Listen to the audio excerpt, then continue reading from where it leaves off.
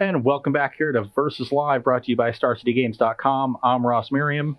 We got Todd Anderson. We got special guest Jerry Thompson. Oh, hey, Jerry. How's it going? You been there the whole time? It's all right. It's all right. Got a lot of excitement for this one. People are really hyped up to see Devotion and Whir and all these nonsense cards. Dude, I'm just glad people are hyped about Modern Horizons, because when I first thought about the set, I actually had a very similar idea. I'm sure dozens, if not hundreds of people had similar ideas back when they first announced Modern Masters. Like, I thought Modern Masters would be a great vehicle to put reprints in the set that would allow old cards to be put into Modern. But this whole thing with Modern Horizons, where it's a bunch of new cards as well as old reprints, love the idea. Glad people are really into it. Yeah, we're getting some cool reprints, some, sort of updates of older cards, as well as, fairly new cards. And I think it'll have a pretty significant impact on the modern metagame. And it's always nice to have a little shakeup. Oh, yeah. All right. So this match, we're going to be pitting your mono black zombie deck, right? Yep.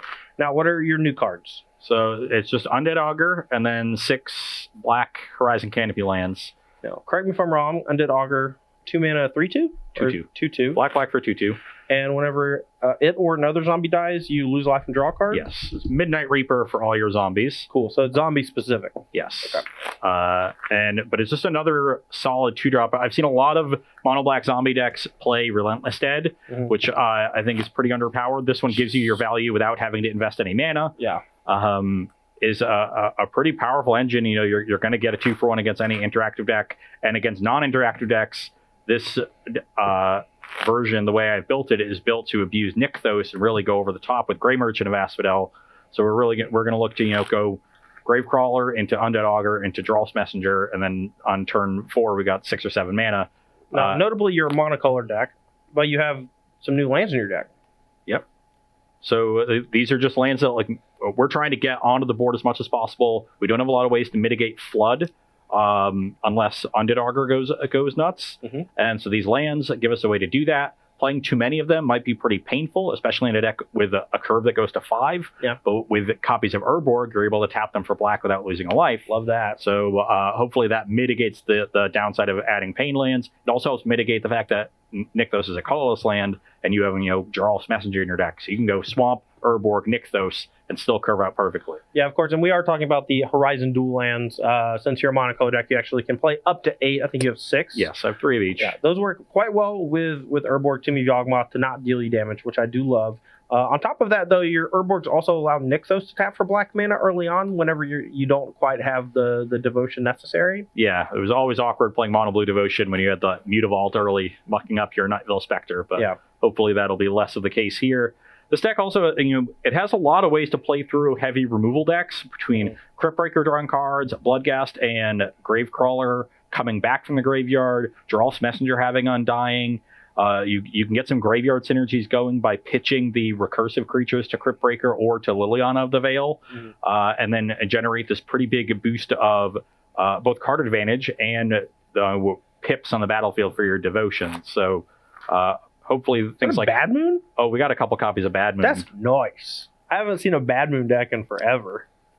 So a couple cards I think could be in your deck, Ross, are Cabal Therapist.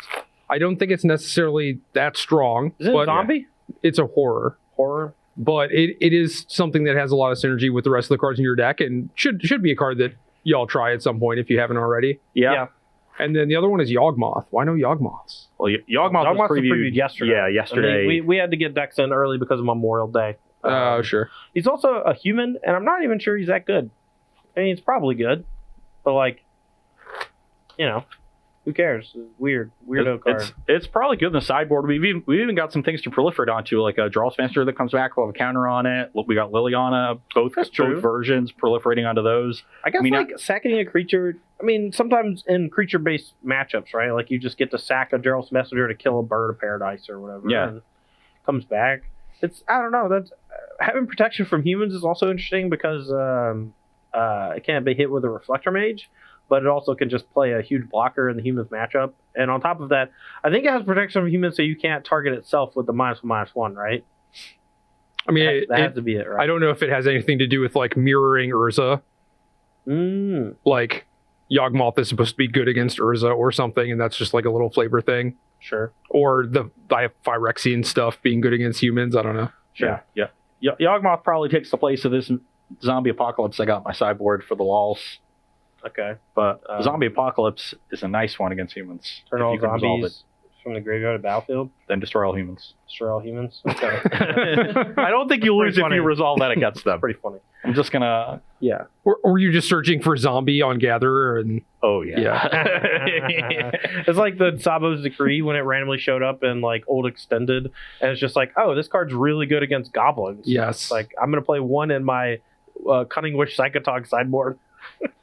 All right, so I'm going to be playing against Ross today with a mono blue artifact based deck. Now, the core of this deck is not something new to Modern. We've seen it in all sorts of combo based decks, especially more recently Karkland Ironworks. This build in particular is revolving around Urza, Lord High Artificer, and it's trying to basically generate a bunch of Thopters with Thopter Foundry, Sword of the Meek, and then use that to gain infinite life, infinite mana, whatever. Why don't you get the cards out and explain the combo for a second? All right, so let's go ahead and get this out. Can we do top down? Yep. So let's say the. Can you do top down and put Urza on the screen since it's a new card? Let's say the sword is in your graveyard. Okay. And you just tapped out for this Urza. Well, first off, there's multiple combos involved here. Yeah. So let's start with Thopter Foundry. So one, sack a non-token artifact, put a 1/1 Thopter on the battlefield, gain a life. Pretty simple. Turns random generic artifacts into 1/1s that fly and gain you life. Really good with things like Ichor Wellspring, where when you sacrifice them, you draw a card. The classic combo is with Sword of the Meek, and this is one of the reasons why Sword of the Meek was banned for so long. They unbanned it a couple years ago, right before you used it top 8 in the Invitational with it, if I recall correctly. I beat Ross in that tournament. I beat Ross in that tournament too. Yeah. I was 6-2 on day one, and you two were my two losses. So Sword of the Meek with Thopter Foundry allows you to spend 1 mana, sacrifice Sword of the Meek, make a 1/1, and then the 1/1 triggers the Sword of the Meek from the graveyard and returns it. So basically for X mana, you gain X life and make X 1/1 Thopters. That's the generic combo. This is something that has been around in older formats for quite some time. Now, the newer edition is Urza, Lord High Artificer. Is that enough? And Urza is 4 mana, 1/4. When ETBs, you get a Construct, the 0/0 Matthias Hunt token that we don't have. And Dan's going to turn around and go back and get another token.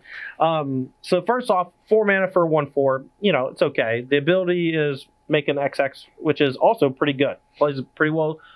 Plays defense pretty well. Now, the other abilities are when it starts to become really degenerate. So first off, you tap an untapped artifact you control. You tap a Sword of the Meek for blue mana. You sacrifice it, create a 1/1, right? It comes back. Oh, hey, Sword of the Meek comes back. You get to do it again, and again, and again, and again, and again, and again. Yep. Right?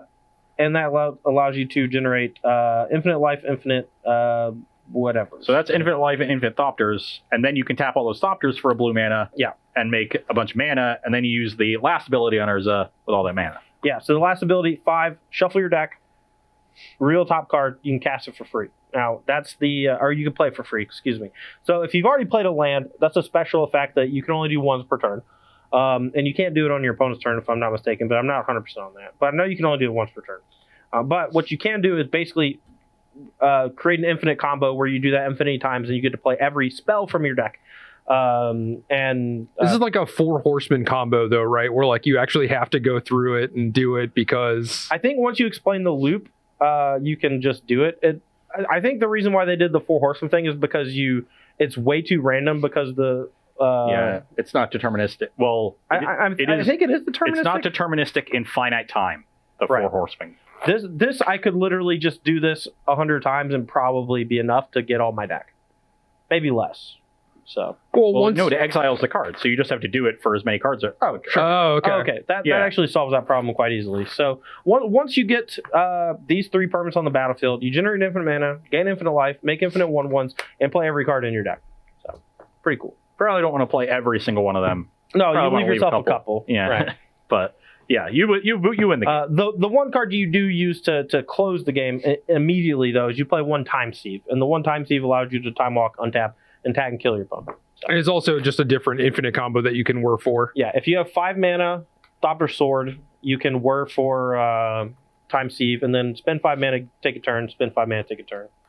So Yeah, eventually you make enough land drops to start generating extra Thopters that will attack. yeah. All right. So those are the 2 decks. Let's battle. Let's go. I am on the play because I haven't won a match in 3 weeks. Well, you've won a couple of matches. You just haven't won the marbles. Okay. What do the marbles get you?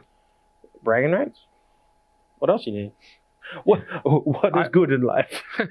Bragging rights. This hand looks reasonable. I'm gonna keep mine. It's potentially dangerous, but maybe not. and we'll start on a Crypt Breaker. Oh, Ross, you didn't tell me you had a Crypt Breaker in your deck. I'm in now. All right. Star, Bobble, Opal, Float of Blue, Opal, Thoughtcast, Bobble. Go. I don't even know if that was right. I don't think it was right. Probably not, right? But it was cool. Didn't seem right to me. Pass the turn. All right. During your end step, I'm going to cycle this. Look at your deck. Is it good? It's a Gravecrawler. All right. Untap. Draw 2 from the baubles and 1 for my turn. Land. I'm going to need these Justin Parnells. Maybe. Icar Wellspring. Draw a card. Yep. That's unfortunate. Your turn. Okay. End step. Probably shouldn't have popped both baubles, huh? I'm That was going also to pitch a... Maybe it's this one that I want to pitch, seeing as I'm pretty far away from casting it. I don't have a lot of devotion, but I don't think this card does anything. I'm going to pitch the Leon. Okay. Make a zombie. Sure. This indeed was a Gravecrawler, but I think this turn I have to protect against Urza next turn, so I think I have to fire off this Thoughtseize, which is not ideal. Wow. It's like the best anti-Thoughtseize hand I've ever seen. You take my Time Sieve, and then I can't do exactly what I want to do. Are you just going to try to Time Walk next turn? I don't know. I have no idea what I'm going to do. It's going to change dramatically. You should probably not sacrifice all your artifacts when you have 2 I Thoughtcasts know! in your hand. I'm just saying. I drew these. I didn't have these. Thank you. I'm just saying with the Time Sieve, man. I drew. These were my 3 draws. Off of the Icar Wellspring, or 3 of my 4 draws. Off of 2 baubles, the Wellspring, and the card for the turn. I drew. Maybe you should have bobbled yourself to see if you should sack the other bobble. That's probably true. Yeah. I never said I was good. Civ. Okay. I go to 18, attack you for 2, you're at 18. Okay. I've said that you were good several times, Todd. I know. You're letting me down. You're eating your words. So draw. That was a good draw. All right. So we'll play a Thopter Foundry. Yep. Now we get some 1-mana Thoughtcasts. Yeah. Oh, sorry, I don't have to show you. Thank you, though. Yep. Casting the other one. I guess so. You're at 17.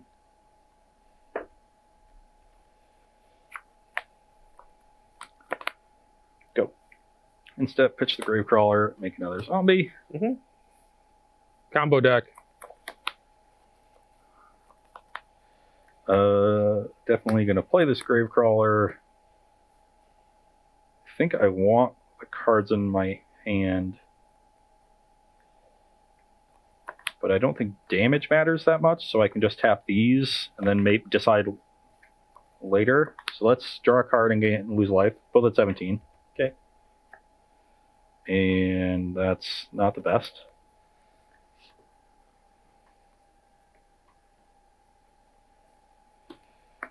And I don't think I'm discarding any of these.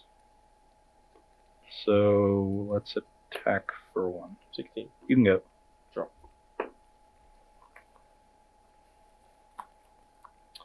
Well, this will stifle most of Ross's battlefield, so we'll play that. Is that resolve? Yep.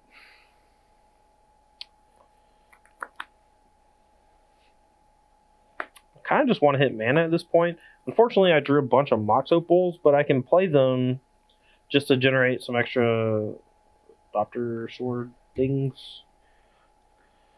Could also just whir, but he took my Time Sieve.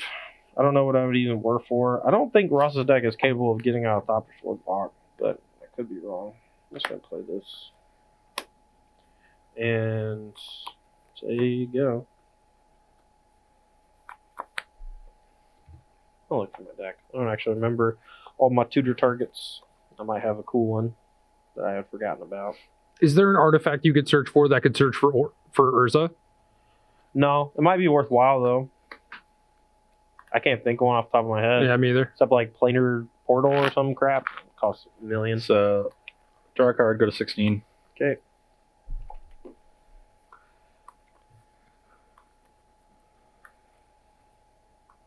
Play an Undead Augur. Mm-hmm. Make 4 black, taking 1. I'm at 15.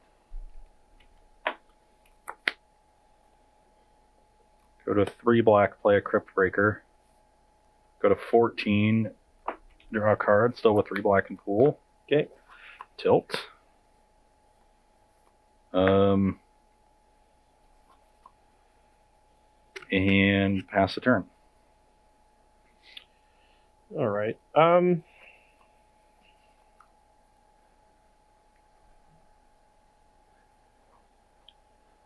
This is weird. I'm just gonna whir for a Darcel Citadel. So I just need more mana at this point to keep up with the zombies, and I want to. I don't really have. I mean, I have my combo assembled. I'm gonna sacrifice actually the chromatics, or the Ichor Wellspring rather. Okay, so that means this will not be equipped. Correct. So you draw a card, you go to 17. All right, untap. Draw. We're just looking for Urza here, basically. Sack this for blue. 0 floating, make a blue. 0 floating, make a blue. Okay.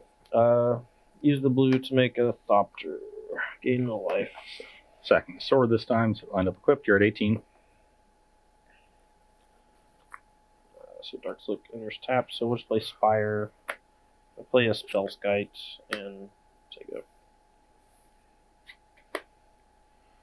I was getting really close to being able to just start attacking through all my stuff, so I need to make sure I buffer my life total a little bit while I'm digging for the Urza. Okay, so let's start by pitching a Bloodghast to make a zombie. Mm-hmm. Then we'll play an Urborg and bring that Bloodghast back. Emerson's about to die to a Grey Merchant, so it's Um, which is unfortunate. Now we can make 2, 4, 7 black. Mm-hmm. Okay, let's hold off on that for a second, I think. What do you have, man? 18? 18. Okay.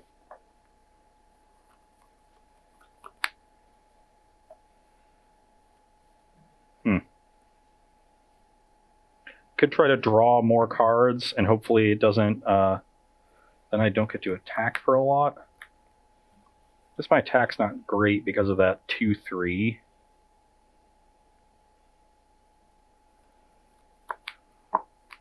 Maybe I still just want to keep setting up for next turn.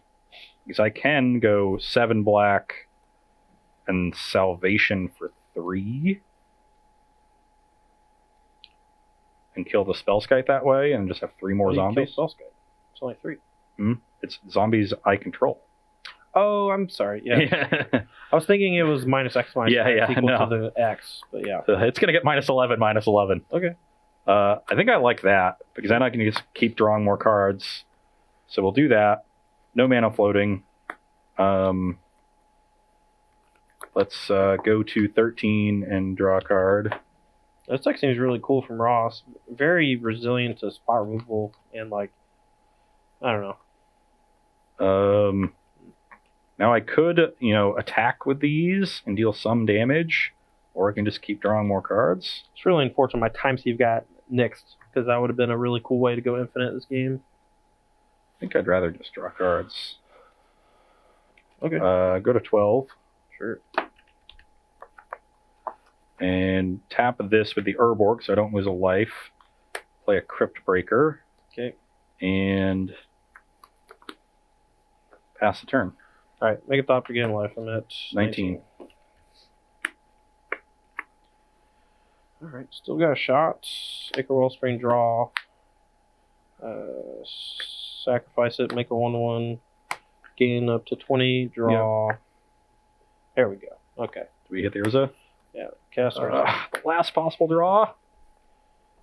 Well, I have a Mox Opal and a Star, so I have one more draw. But Sure. so gonna make infinite mana, infinite things. Play every card in my deck, except for 2. Can you beat Infinite Life? No. But I want to see if how much damage I could have potentially dealt to you. Okay, go ahead. So on your end step, I was going to draw another card. Yep. And Maybe the deck wants 2 Time Sieves? Time Sieve would have been a great draw in a lot of these spots. Lets me have more redundancy. Do you have Academy runes or anything like that? I think I've one buried, or not buried rune. I have one, what's it called? Inventor's Fair. And it could be an Academy runes. 1, 2, 3, 4, 3, 4, 5, 6, 7, 8. So this was going to be 11 devotion, make 11 mana, 8 mana, 14 devotion, 3 mana, 16 devotion. So I was going to deal 20 just with these triggers, and then attack with these. Yeah, that would have got me, I think. Even I mean, I could have made. I tapped out a bunch, so I would have made 4 or 5 more blockers and gained 5 more life. So I'd been at 24 with 9 blockers. 4, 5, 6, 9. I would have died. So that's pretty sweet. Yeah. Okay, let's take a quick break and get some sideboarding. Yeah, sure. Get some questions in for Jerry. We're going to be doing quick hits. Just basically quick questions and then short answers, and get as many as we can in the small amount of time we got. And we're back here with sideboarding for Mono Black Zombie Devotion against Urza Thopter Sword combo. And Call it Urza. Yeah. Ooh, nice. Pretty easy sideboarding, at least as far as what to bring in. Layla in the Void is going to shut down the Sword of the Meek Thopter combo, which is central to Todd's deck. It is also excellent with Nykthos, just puts a 2 devotion onto the battlefield to start the game. So even if we draw multiples, that could just end up, serving as a ramp spell. So a really, really good sideboard option for this deck. We're cutting our bad moons. There's not a lot of combat going on here, especially if Leyline shuts down any Thopters. And then cutting a couple of the Lilianas. I want to leave more Liliana of the Veil, even though Todd should be able to get around the Edict well, because the +1 ability goes so well in my deck. Pitching Gravecrawler and Bloodghast. And then Liliana Last Hope doesn't have a lot of targets here. These are just sort of slow, grindy cards, and this is a matchup where we have to be very aggressive. So, yeah, Leyline of the Void is problematic. I'm not going to cut around it. I need some sort of bounce spell on my sideboard to deal with it. It was an oversight. I wanted to fit like Force of Negation into my sideboard. These dispels could very easily just be like Echoing Truth or something, and it would probably be fine. So with Mox Opal, Spire of Industry, and Chromatic Star, I can get just explosive play like 4. But you can also just like put wear tears on your sideboard and cast them. Yeah, that's true. I mean, and that's the thing that Affinity has been doing basically forever with Springleaf Drum and things like that. So wear tear could be a definitely cool sideboard option. The old versions of like Ironworks and stuff used Nature's Claim, but they were also like playing Ancient Stirrings, and we actually went away from Ancient Stirrings in favor of Thoughtcast because Ancient Stirrings doesn't get Thopter Foundry, and that was like the big thing for me. So on my side, we're just going to be bringing a couple Engine Explosives. They can clean up all the zombies if they get out of hand, or the tokens rather, while also just giving me a way to knock Leyline of the Void off. So hopefully Leyline's not a huge factor, but if he has it in his open hand with like a good start, it could be problematic. Yep. All right, hit me. Quick hits. Armadillon wants to know, where will Yawgmoth show up? I have no idea. That card is super weird in a good way. Proliferate seems cool. Sacrificing to draw cards seems cool. And it's sacrifice without paying mana. Yeah, which and is that's really critical. You don't see that a lot. We have 2 new sacrifice outlets at the very least in the set that cause 0 mana sacrifice. We got Altar of Dementia, which I think could be busted in something, and we got Yawgmoth. So. And Sling-Gang Commander. That's just for goblins. But what's it do again? I thought sack a goblin to drain them for 1. Drain? Oh, it's black. Yeah, sack the 4 mana 1/1 mix 2 tokens.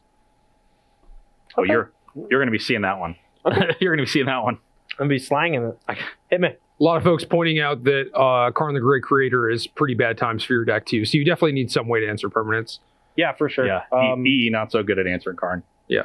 Salsa the Fourth wants to know if Borio's Vengeance is legit. I think Goryo's Vengeance has always been legit and will always be legit, and I do not think that the Boar God is very good. I think refocusing the deck around Through the Breach when there are so many surgicals around is very good. Sure, but I mean, so you can Through the Breach the boar, and then the boar Through the Breach is another thing, right? But like, you should just be killing them with the thing that the boar puts on the battlefield. Yeah, 21 damage kills them. Walrus Faced wants to see more fiery tempers alongside Seasoned Pyromancer. Sure, love it.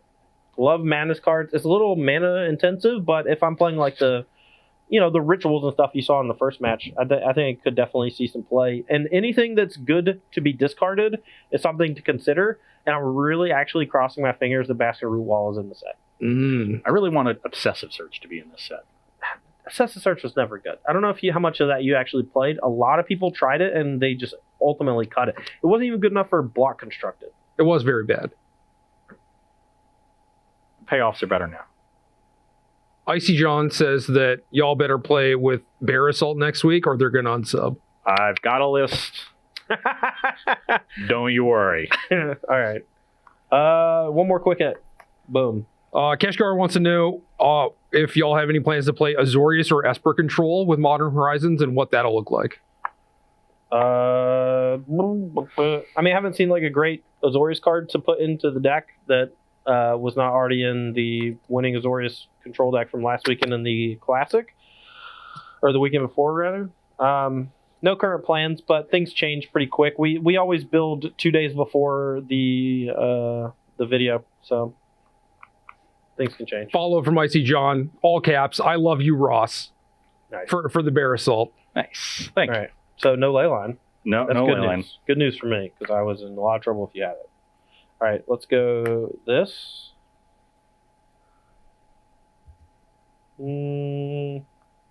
Go. Kraken Null needs some Ren and 6 Life from the Loam in their life. I do think Ren and 6 is cool. I mean, the only other 2-man planeswalker we had was the old Tybalt. And like, I always thought Tybalt might be pretty good. No one ever gave it a chance. So yeah. It was too much of a meme. It was too much to make fun of it. You can't put it in a tournament winning deck because then you can't make fun of it anymore. Oh, slow your roll. Your turn. Sure. All right, Todd, be careful with these baubles. I got to think on them, honestly.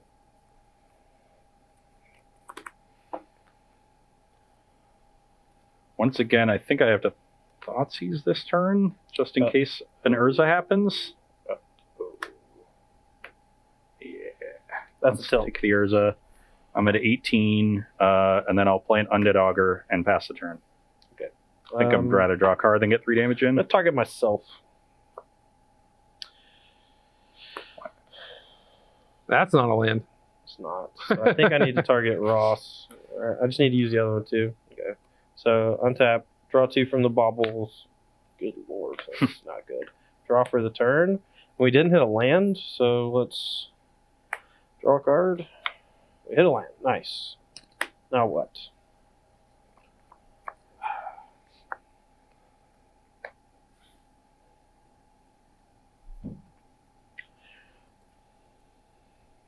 I'm going to engineer explosives for 1. Okay. Your turn. On your end step, I'll draw a card. Yeah, so you're 17. That's a good one. Hoax wants to know if between Pillage getting a reprint and MH1 and the Karn combo, do you think that Ponza could be viable again? You go to 15. Why? Did you attack me ever? Oh, no, I'm doing the other side. Sorry. Yeah, 18, you're at 18, 17. I'm at 17. Mm-hmm. Play this, and then we'll attack for 2 and plan to draw another card. Okay. So you're at 16. You can go. Ponza with Pillage and Karn. Wait, Karn? The Great Creator. Yeah, I don't know. The Great Creator really makes me not happy, honestly. Not the hugest fan of it. It just fits in everything in like a bad way. I do like that it's a very good 4-mana play off of, Elf into Sprawl. But if you're Elf into Sprawling, like, most of the other ones are probably good enough. And I don't think Pillage appreciably alters that deck. Like, Molten Rain, I think, is better on the surface, and then because the deck is so heavy on forests, you really value the single red on Stone Rain. Go. And a turn, I'll draw a card. 16. Yep. 16 off. Yep. Rumapoika asked Todd, why no Goblin Engineer in this list? Because it seems great to tutor for Sword or Foundry. Something stupid is probably awesome. Okay. Grix's version with that guy might be great, honestly. Do that. Sure. Use the sick one, draw a card, go to 15. Okay. Play a land, return Bloodghast. Okay. And attack you for 5. 11. Crotash wants to know what y'all think about the Is It collected company for sorceries to hit a bunch of Stone Rains. 9.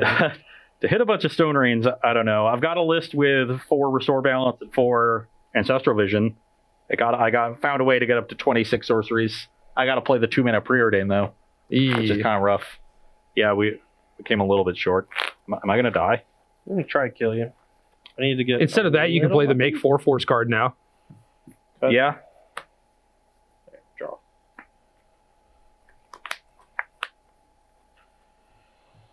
Oh. Jace to the face points out that Board the Weatherlight can find Urza or any of the artifact pieces. Make it blue. That's cute.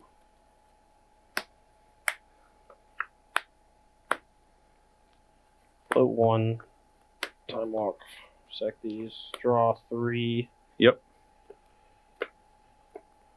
Alright. Untap. Yep. Draw.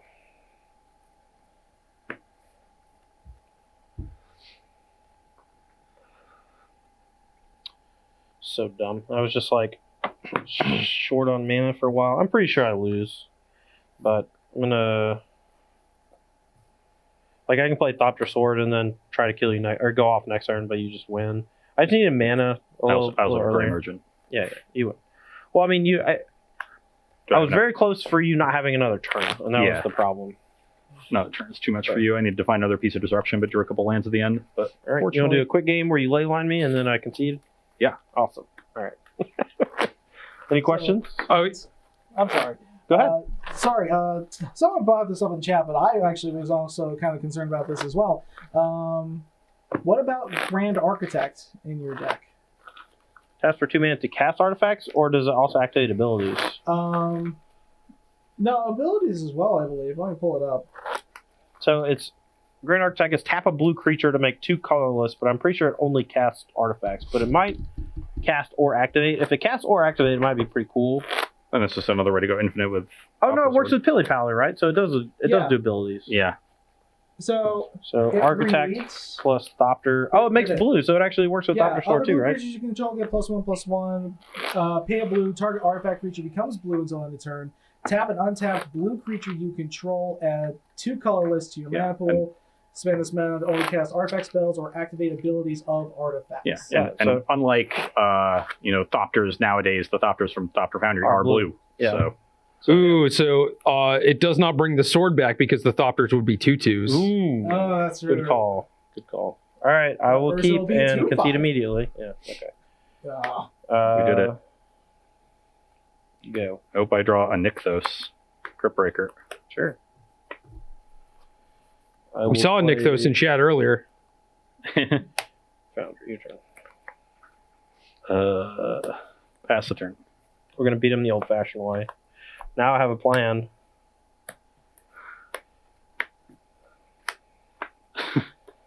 Your turn. I'll go to 19 and make a zombie. Oh, tilt. I think there's a land destruction theme going on here because a lot of people want to know about the combination of Unearth and Fulminator Mage also. Nice. Oh god.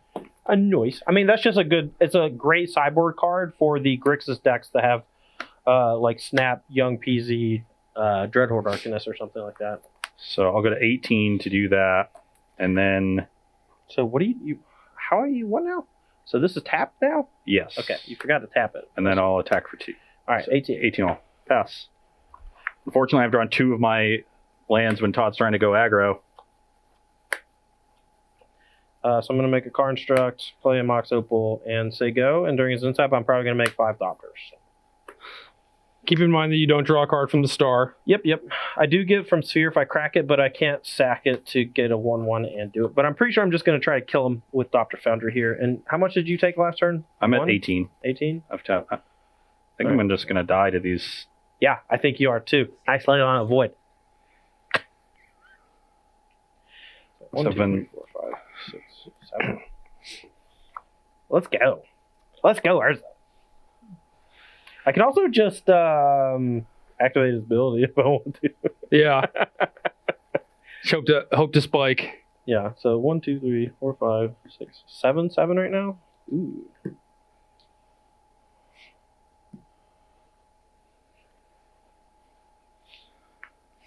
Well, I think I need to win this game with Gray Merchant. I can't. I don't think I can afford to do that.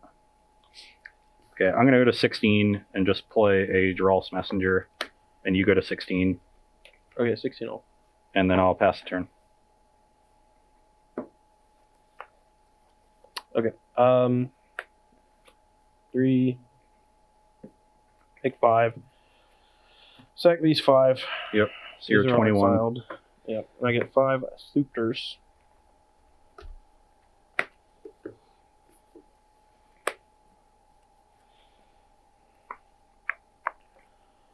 And 1, 5, 6, 7, 8.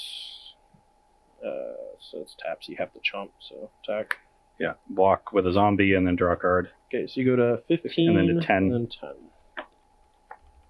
Okay, thanks. No, tapped. Now I could actually just tap these 4 in the Thopter Foundry to play the top card. Yep. Or I can just sack 2 things and make 2 more Thopters. I need to block. I'll just say go. Ah! I need a lance! I'm so sorry. Just draw a card. See what happens.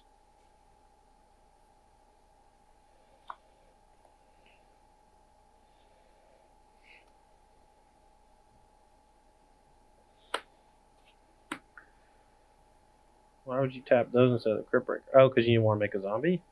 I'm gonna go to 9. Okay.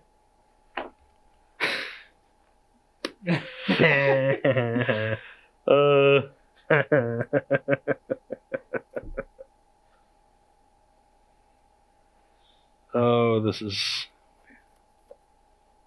so frustrating. Would you have won had I not had Thopter Foundry and a bunch of artifacts?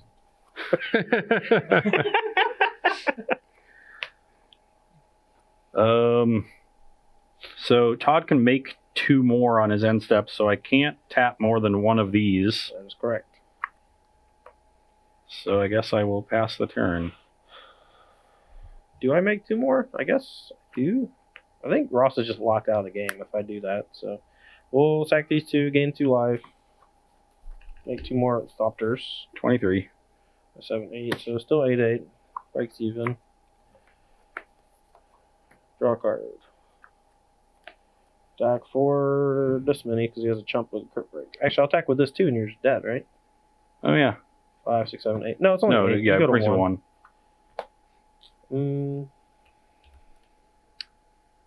Yeah, force you to chump with that. I'm at 16, but you're at 2? 2. So you only have 1 black mana. Alright, your turn. Come on, Urborg or Nykthos. That was not Urborg or Nykthos. I am dead. Yeah! Get the broom out. Oh. All right, Todd. How excited are you for Kess Dissident Mage? Honestly, I have never played with the card in Legacy. It came out like basically right after I stopped caring about Legacy because we didn't do nearly as many opens every weekend. It was also only foil because it was a weird commander thing, and I never play with foils. So now you get the non-foil. I'm very excited it's non-foil. I'm very happy about that. And honestly, it's a really cool top-end card. You know, it works a lot in the same vein as Dreadhorde Arcanist. I've kind of compared the two, but it's a little bit less restrictive. Like you could, play it and snap back like a 2 or 3 mana card. Like Kolaghan's Command, for example, seems pretty good in a deck like that.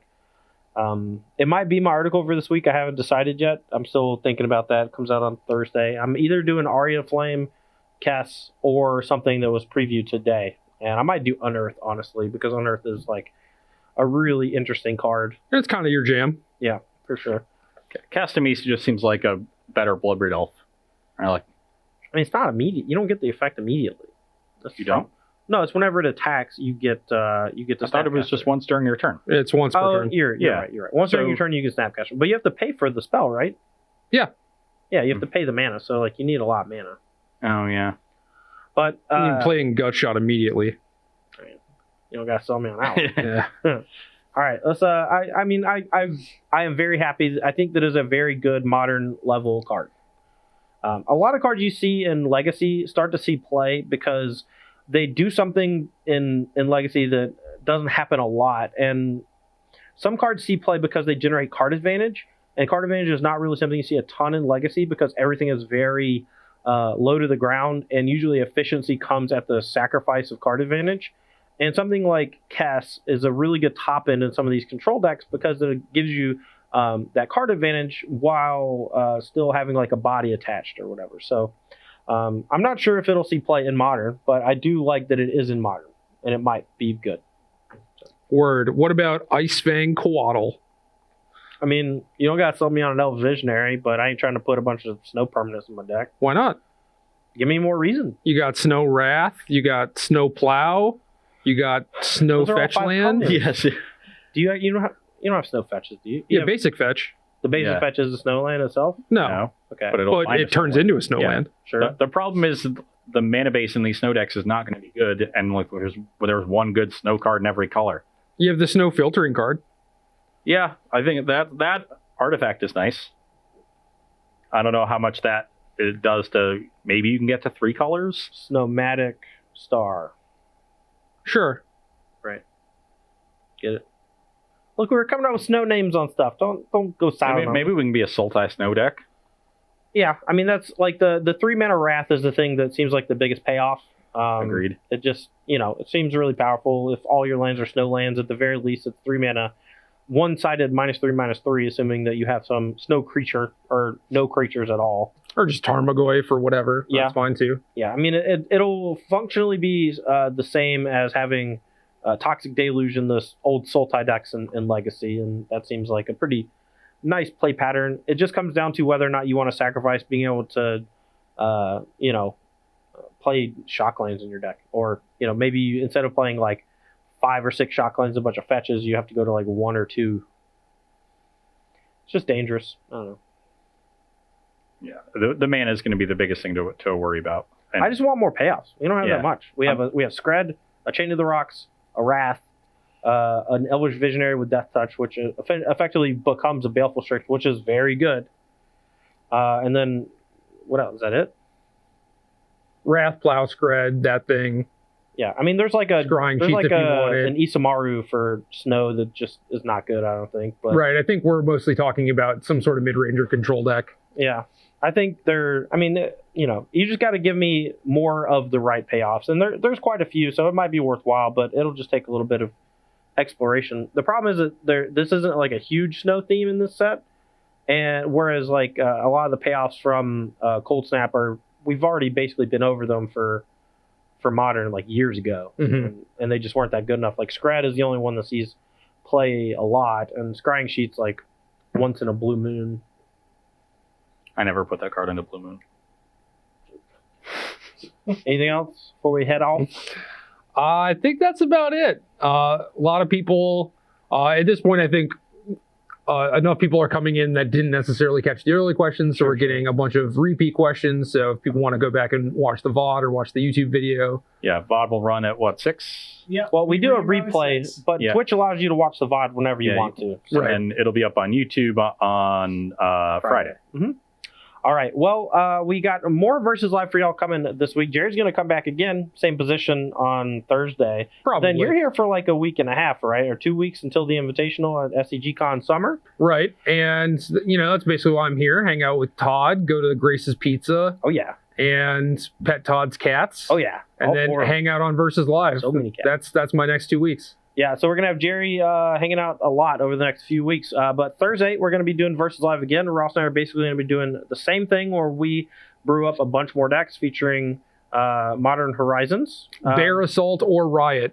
Air Assault? Bear Assault. Bear Assault. Yeah, we're 100% playing a Bear Assault deck. I got you. Yeah, don't worry about that. Got you. Don't you worry about that. Yeah, I don't know what I'm going to brew yet, but hopefully something with Unearth and maybe some more cool stuff. But we'll have to just wait and see. 1 p.m. Eastern Time on Thursday. No event this weekend, I don't think. No. Nope, we are off. So nothing to plug there, but we do have SCG Con next week, and we're going to be talking a lot about that on Thursday and next Tuesday. So make sure to tune into that. That's all I got. Yeah, that's the wrap, I think. All right, Dan, thanks for keeping the show running smooth. Jerry, thanks for the color commentary. It was fun. Good pacing. Shall we read some subs? Yeah, we got subs on the way. We got subs. All right.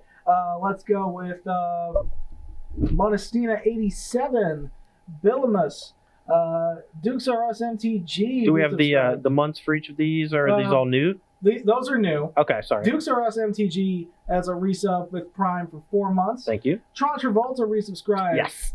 For 3 months. So that's 7 months. Yeah. And it's Sorry, it took me a second. Nice. NACL Samurai resubscribed for 3 months. You might have a little bit of a sub train going here. Ooh. Kind of went off, yeah. Kind of went off. Zarka subscribed, new subscriber. Thank you so much. Let's see. So many follows. Papa John's Napkins resubscribed 4 months in a row. Yes. 14 total. Thank you, Papa John's Thank Napkins. you. Appreciate it a lot. Wolfman1776 resubscribed for a 5th month in a row. Trainwreck resubscribed for a 2nd month in a row. And that's just about it. We're blowing up. Yeah, we had a bunch of follows Hell as yeah. well. All right. Probably the Jerry effect. Who knows? Oh yeah. Thanks for hanging out with us today. And before you leave, if you do hit that follow button, we'd really appreciate it. It doesn't do anything. Doesn't cost you any money. And you can turn off the email notifications very easily. It's just a one-click thing. And then basically, whenever we go live, you'll see us on the left hand of your Twitch page. Appreciate it a lot. Help us out. Anyway, thanks for watching Versus Live from StarCityGames.com. That's Ross Merriam. Got Jerry over there. Got Dan May behind the booth, keeping everything smooth. And I'm Todd Anderson. Thanks for watching, and we'll see you on Thursday.